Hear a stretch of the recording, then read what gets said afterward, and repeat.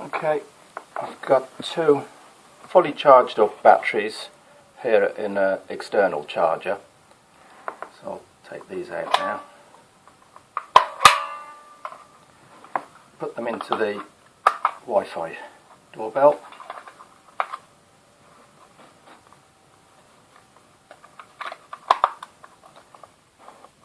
And as you can see, totally dead.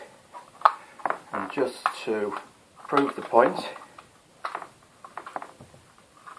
got two other charged up batteries that I did earlier.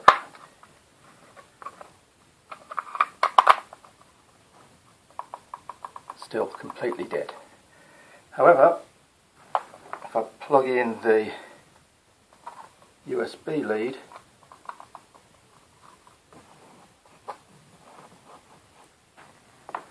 it then springs to life.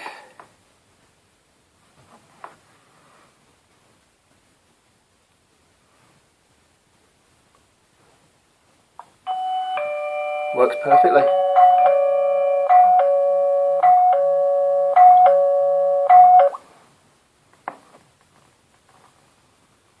But on the phone it's not showing any battery symbol, only the USB symbol, so it just doesn't seem to recognise the batteries are there.